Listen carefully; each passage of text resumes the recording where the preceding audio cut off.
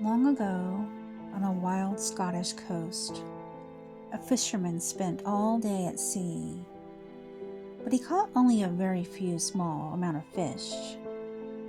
As the sun began to set, the fisherman still only had a meager catch.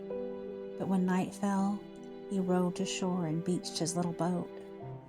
As he walked toward his cottage across the pebbly beach, he heard some beautiful voices singing a sweet, high, lyrical, and lovely tune, a song more beautiful than he had ever heard. He turned toward the sound and saw what few have ever seen. There, near the water, a dozen selkie people were laughing and playing and singing. The fisherman couldn't believe his eyes. Few have ever saw the seal folk who now and then cast aside their skins and took on the human form to play on shore. The fisherman stood and stared, but when the selkie people noticed him, they quickly dived into the sea, and slipping beneath the rolling waves, they disappeared. "I must be dreaming," said the fisherman aloud, and again he turned toward his cottage. But something nagged at him, so he turned again, and this time he noticed something sleek and shiny lying on a rock. He walked closer, and now he saw. It was a sealskin.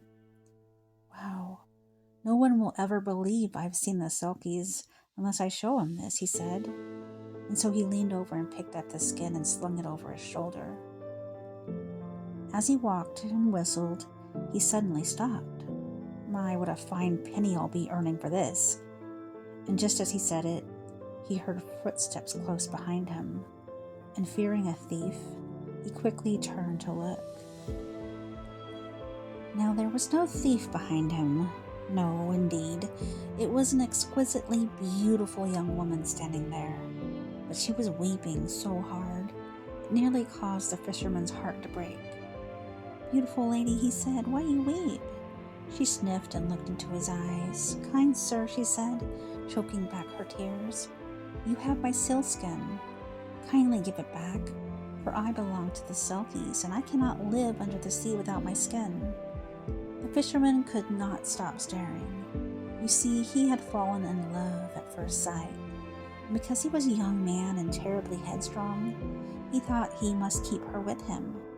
He clutched the sealskin to his chest, pressing it to his pounding heart. "Dear lady," he said gently, "be my wife, for I have fallen madly in love with you. And without your sealskin, you will have to live on land, and I'll make you happy, I promise." "Please, sir," she cried, "my folk will be so worried. I must go home. Never, ever could I be happy on land." But the young man was stubborn, and he was that way. So he smiled as sweetly as he could and bowed his head, and he bent down on one knee. "Dear woman, my cottage is such a cozy place, and I'll keep you warm by the fire, and I'll feed you plentifully all the fish that you could ever want to eat. And I promise you, you will live so happy on land as my bride." The young woman felt helpless without her skin. "I fear I must go with you until you return my skin," she said. And saying this, he took her hand and led her to his home. For many weeks the fisherman kept the sealskin with him, for he feared his bride-to-be would steal it and slip away. But after a while, the sweet lady began to settle into life on land, and when the fisherman saw she felt happy, he stuffed the skin inside a crevice in the chimney. "There, my girl will never find it," he said to himself. Another month went by, and they married, and time passed very nicely indeed. They led a happy life, for though the fisherman was stubborn, he was also so kind and generous, and he truly loved his wife, and he always worked so hard to make her happy. After a while, the Selkie woman grew to love her stubborn husband, and sometimes she would sing to him. Those nights he was the happiest man in the world. And as the years passed, the couple had 7 children, and the Selkie woman loved these lads and lassies with all her heart. Most of the time the family was very happy, though every once in a while the children would find their mother on the beach, gazing wistfully out to the sea. They would circle her and ask, "Mother, why do you look so sad?" And she would shake her head and kiss their foreheads. "Never you mind," she told the children. "I've only been dreaming too long." One day, the fisherman and the 3 eldest children went out on their boat to catch fish. The next 3 walked to the village to buy some bread and milk for the mother, and the mother and her youngest son stayed home alone. Now the mother looked out the window and watched the waves crashing on shore. Far in the distance, she noticed on a slick black rock a band of seals playing and barking. She sighed deeply and her eyes filled with tears. Her youngest son ran to her side. "Mother, what's wrong?" he asked. "Whenever you look out to the sea, you grow so sad." Without thinking, she turned and said, "I'm sad because I was born in the sea and it's my home, to which I can never return because your father hid my sealskin."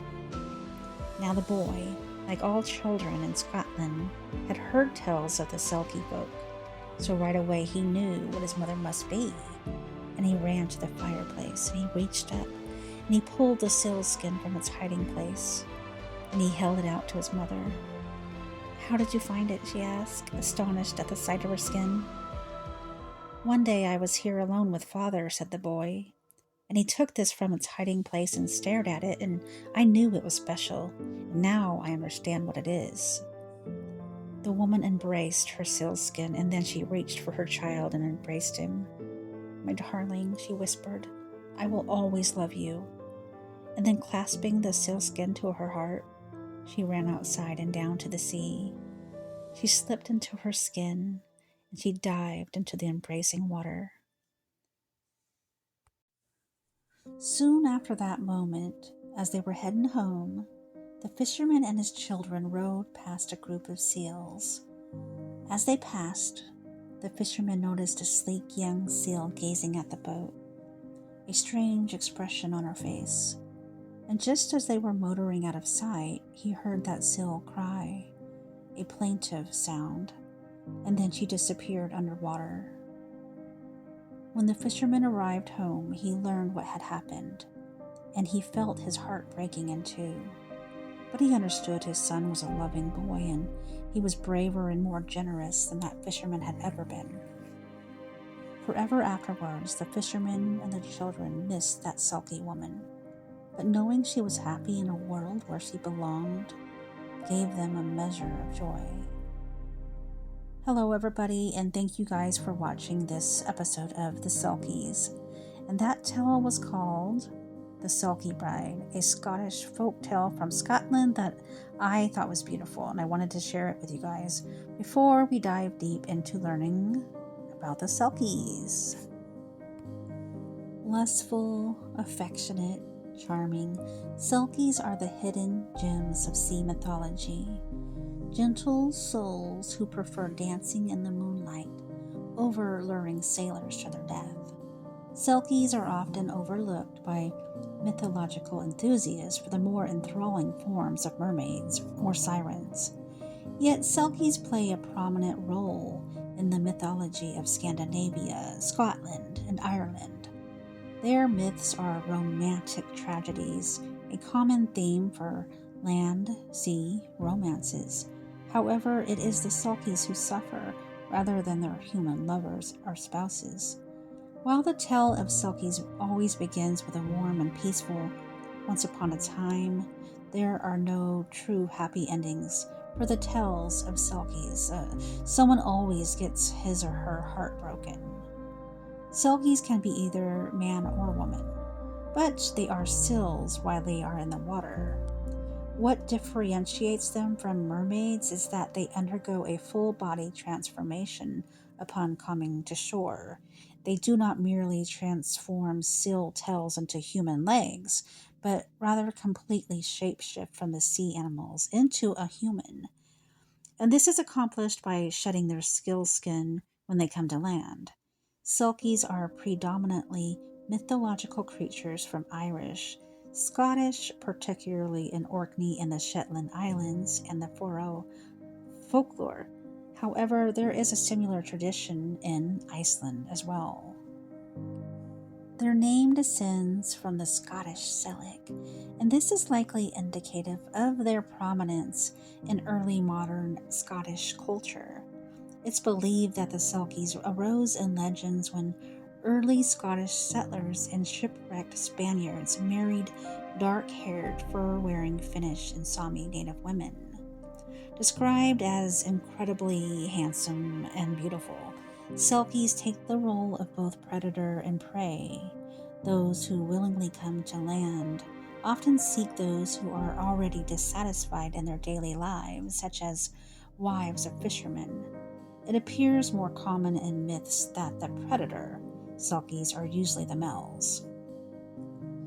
As tales indicate, the men more often seek out lonely humans. However, there are also different variations in which human women choose to summon male Selkies to the shore by sending 7 tears to the sea. Selkies can only remain in the presence of humans for a short period of time, and then they must completely wait 7 years to return to the shore. That rule is broken, however, when a Selkie is forced to remain a human without his or her consent. The other way in which Selkies become part of a human life is when their seal skin is stolen. These tales most often occur to the female Selkies, creating the role of prey, as mentioned above. It is not uncommon in myths for Selkies to come ashore and transform into humans for pleasure.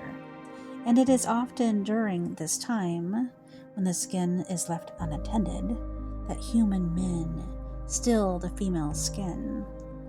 And once a Selkie is no longer in possession of his or her skin, the Selkie is under the hold of the human, most often depicted as a forced marriage.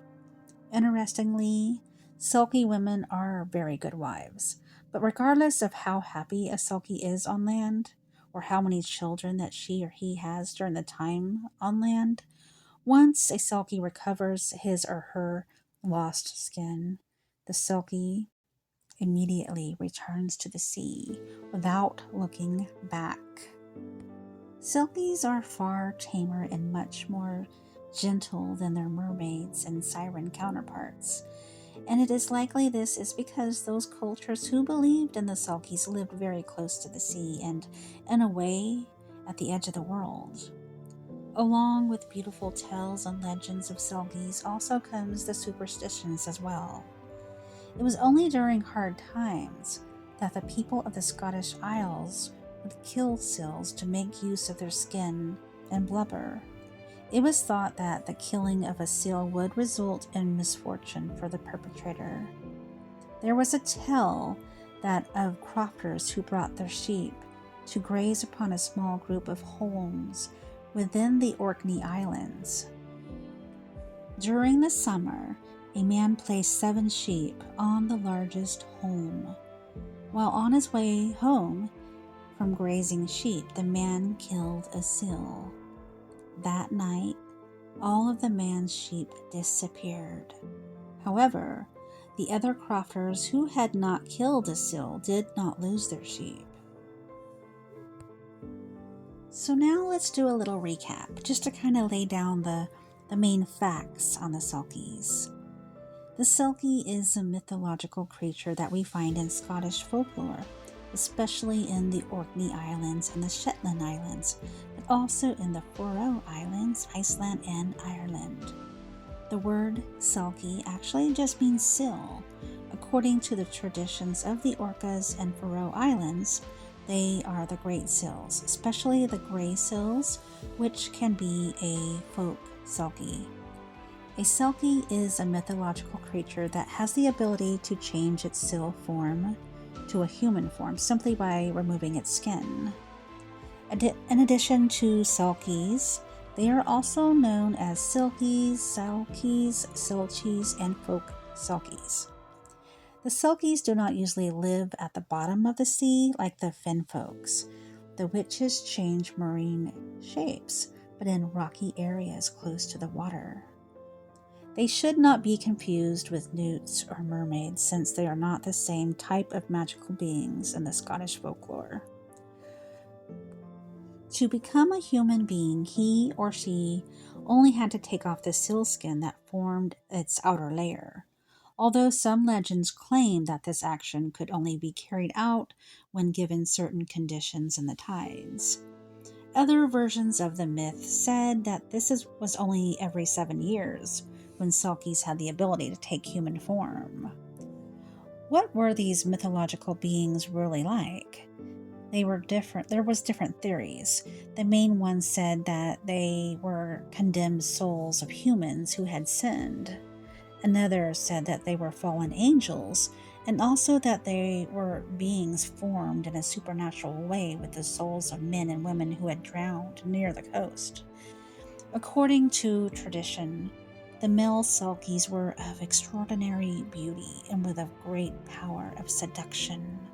They conquered mainly married women who were not happy with their lives, and especially the fishermen's wives who spent a lot of time at sea. If a woman wanted to come into contact with a Selkie, she had to shed 7 tears at sea. There's that number 7 again.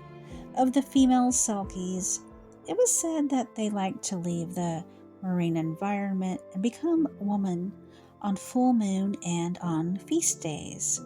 They left their skin and went to the villages to dance, drink, but when the sun rose, they returned to the sea. If a human fell in love with one of them, he should faithfully wait for her on the seashore during the next full moons, and before such a test of love, it is possible that the Selkie was moved and agreed to leave the sea and marry him.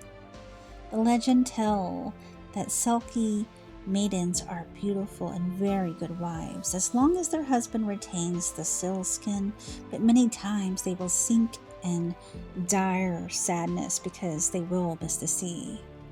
The legend about female Selkies, they have many points of relation with the swan maidens. They both tend to get rid of their skins or feathers to bathe, and at that moment is taken advantage of by a human male to steal and hide their animal cover, and thus not being able to flee or swim or flying, forcing them to stay with them and make them their wife. Folklorists and historians think that the origin of the belief in these curious mythical beings is in the Finns, who arrived in their kayaks to the shores of many Scottish islands. The first Scottish settlers possibly had contact with Finnish or Sami women who traveled covered with sealskins and often married them. Another theory about the origin of the Selkies declares that it's possibly a misinterpretation of something seen in the distance. As we have heard, the Finns came to the shores of Scotland in kayaks and completely covered by sealskins to protect themselves from the cold. When the sealskins of the kayaks and those that they dressed got wet, the boat lost buoyancy, and it was necessary to put them out to dry. And it's possible that the natives of Scottish islands saw them removing their skins or lying down without clothes next to them on the rocks on the beach. And this might have led them to believe that they were seals that took off their skin and transformed themselves into humans. For a long time in the Shetland Islands, seals were avoided in a superstitious way, as it was feared that under the skin there could be a Selkie. And children born between man and seal folk are rumored to have webbing between their fingers and toes, made of a horny material clipped away intermittently. And some of the descendants actually didn't have these hereditary traits, according to some legends. And another legend says a group of Selkie descendants possessed a skin that was greenish and white in color and cracked in certain places upon the body, and these cracks exuded a fishy odor. So in conclusion, guys, Selkies inspired many lores and legends, and songs and books and movies, even inspiring J.K. Rowling to include the beautiful creatures in her golden works of art and her keen imagination. And my most favorite part of the legend was when the child was more in tune with his mom's feelings and chose to be so unselfish, even if, and in the end, it meant only being able to go to the seashore and visit his mom in seal form. In the end, it is a happy ending and a beautiful legend. So thank you all for watching my little version of the Selkies, and I hope you guys enjoyed it. Please remember to go do your own research on it and write your own tales about them and have fun. And I'm not asking for anything, guys, but to please like, share this video galore if you liked it. And I want to thank you guys for your support. And I'm going to shuffle my deck of the Clash of the Cryptids and find another mythical creature to captivate us and learn about. So I will see you guys next time. And remember, guys, to please leave me a comment. Please leave me a comment. Like it, share it, and please leave me a comment. That means so much to me.